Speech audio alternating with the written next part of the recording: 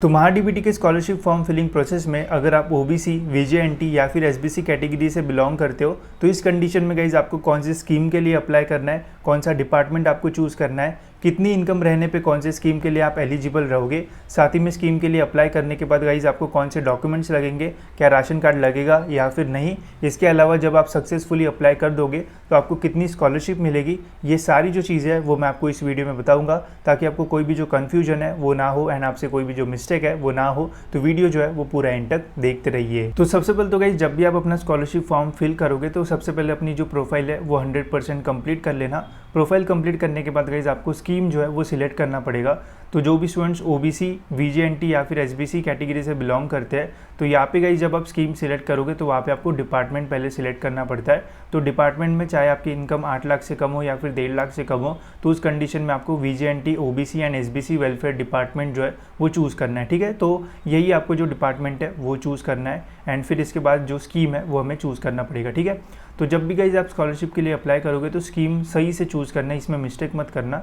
देखो सपोज़ अगर आपकी इनकम जो है वो आपके पेरेंट्स की इनकम 1.5 लाख या फिर इससे कम है, ठीक है, 1.5 लाख तक या फिर अगर उससे कम है तो आपको जो है वो पोस्ट मैट्रिक स्कॉलरशिप टू वीजेएनटी, अगर आपकी वीजेएनटी कैटेगरी होगी तो, अगर आपकी एसबीसी कैटेगरी होगी तो post matric scholarship to SBC या फिर ओबीसी होगी तो ओबीसी। ठीक है, ये वाली जो स्कीम है वो चूज़ करना पड़ेगा।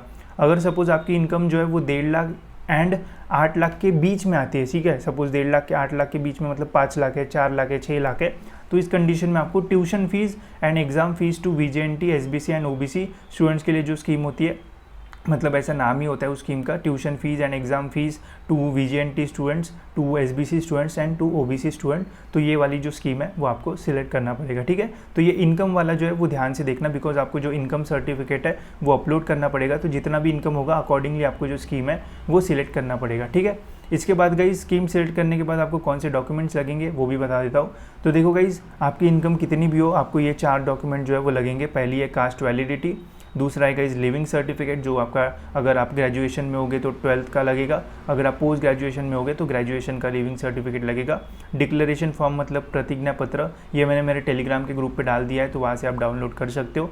एंड जो राशन कार्ड है वो आपको जो है वो लगेगा। राशन कार्ड जब आप अपलोड करोगे तो उसका first page and last page जो है वो एक ही बार दिखना चाहिए। ठीक है, ऐसा ये फर्स्ट पेज एंड ये लास्ट पेज, तो उसका स्टेपलर निकाल के जो है वो कर देना तो हो जाएगा, या फिर जब आप प्रिंट निकालने जाओगे तो उनको बता देना first page and last page चाहिए तो वो आपका जो है वो निकाल देंगे। ठीक है, तो ये डॉक्यूमेंट्स आपको जो है वो लगेंगे जो भी स्टूडेंट्स इस कैटेगरी से बिलोंग करते हैं उन्हें। इसके अलावा गाइस अब मैं आपको डिटेल में बताता हूँ कि आपको कितने बेनिफिट्स मिलेंगे एंड कितना फ़ायदा होगा कौन से स्कीम से। ठीक है, तो अभी पहले बात करते हैं एसबीसी एंड वीजेएनटी स्टूडेंट्स के बारे में। तो सपोज़ गाइज अगर आप एसबीसी या वीजेएनटी कैटेगरी से बिलोंग करते हो एंड अगर आपकी इनकम जो है वो 1.5 लाख या फिर उससे कम है तो आप जो है वो post matric scholarship to VJNT and SBC students के लिए जो है वो अप्लाई करोगे। ठीक है, अब इसमें देखो आपको क्या बेनिफिट्स मिलेंगे। इसमें देखो आपकी 100% जो ट्यूशन फीस है वो tuition fees and examination fees जो है वो माफ़ हो जाएगी। इसके अलावा काफ़ी सारे स्टूडेंट्स के मन में ये भी डाउट आता है कि हमारे अकाउंट में कितने पैसे आएंगे। तो देखो अगर आपकी इनकम 1.5 लाख से कम है तो आपकी 100% tuition fees and examination fees जो है वो तो माफ़ हो जाएगी। साथ ही में गाइज अगर आपने हॉस्टल लिया है, ठीक है, तो हॉस्टल वाले स्टूडेंट्स को जो है वो 1 साल के 4250 रुपीज़ जो है वो आएंगे। वही गाइज अगर आपने हॉस्टल नहीं लिया है तो आपको साल के जो है वो 1900 रुपये जो है वो आएंगे। ठीक है, अगर आपकी इनकम 1.5 लाख या फिर उससे जो है वो कम है। सपोज़ अगर आपकी जो इनकम है वो 1.5 लाख एंड 8 लाख के बीच में आती है एंड आप tuition fees and exam fees इस वाली स्कीम के लिए अप्लाई करते हो तो इस कंडीशन में आपकी 100% tuition fees and examination fees जो है वो माफ़ हो जाएगी, बट आपके अकाउंट में जो है वो कोई भी पैसे जो है वो नहीं आएंगे। ठीक है, बिकॉज इसमें आपका जो इनकम है वो ज़्यादा है, इस कंडीशन में इनकम कम है इसलिए अकाउंट में भी जो है वो पैसे आते हैं। ठीक है, तो ये तो हो गया गाइज हमारा वीजेएनटी एंड एसबीसी कैटेगरी का। अब बात करते हैं गाइज ओबीसी कैटेगरी स्टूडेंट्स का। तो अगर आपकी इनकम 1.5 लाख के नीचे है तो आप अप्लाई करोगे post matric scholarship to OBC student इस स्कीम के लिए। इस कंडीशन में आपकी जो 50% ट्यूशन फीस है वो माफ़ हो जाएगी। सपोज़ कॉलेज की ट्यूशन फीस 1 लाख रुपए है तो आपको 50,000 ही जो है वो भरना पड़ेगा। ठीक है, मतलब आपको पहले से फीस में जो है वो रिड्यूस होकर पहले आप जब आप एडमिशन करने जाते हो तो ओपन की फ़ीस ज़्यादा होती है ना, आपकी फ़ीस कम होती है, तो ये बाकी की जो रिमेनिंग फ़ीस है वो गवर्नमेंट भरता है। ठीक है, तो स्कॉलरशिप फॉर्म भरना बहुत इंपॉर्टेंट है, नहीं तो आपको ओपन की फ़ीस भरना पड़ेगा। एंड एग्जामिनेशन फ़ीस की भी आपके 50% जो है वो माफ़ हो जाएगी। अगर आपने हॉस्टल लिया है तो आपके अकाउंट में जो है वो 4250 रुपीज़ आएंगे। अगर आपने हॉस्टल नहीं लिया है तो आपको जो है वो 1900 रुपीज़ जो है वो आपके बैंक अकाउंट में साल के जो है वो आएंगे, ठीक है। तो हर साल जो स्कॉलरशिप फॉर्म है वो भरना पड़ता है, ठीक है। तो ऐसे आपको जो बेनिफिट्स है वो मिलेंगे। अगर आपकी इनकम OBC कैटेगरी की हो एंड अगर आपकी इनकम 1.5 लाख एंड 8 लाख के बीच में, तो आपको 50% tuition fees and examination fees में कंसेशन जो है वो मिल जाएगा, बट आपके अकाउंट में जो है वो कुछ भी जो है वो नहीं आएगा, ठीक है।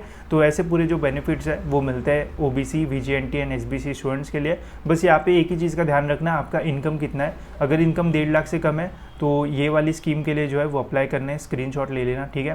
एंड अगर आपकी इनकम 1.5 लाख एंड 8 लाख के बीच में है तो tuition fees and exam fees ये वाली स्कीम के लिए जो है वो अप्लाई करना है, ठीक है। अप्लाई करना सिंपल है, मैंने बताया भी ये वीडियोस में कैसे अप्लाई करना है। स्टेप बाय स्टेप आप जो वीडियोस है वो देख सकते हो, वहाँ से आपको सारी जो इन्फॉर्मेशन है वो मिल जाएगी। बस चीज़ों का ध्यान रखना कि कौन सी स्कीम के लिए जो है वो आपको अप्लाई करना। अगर और कन्फ्यूजन है तो आप अपने कॉलेजेस में जो है वो भी पूछ सकते हो।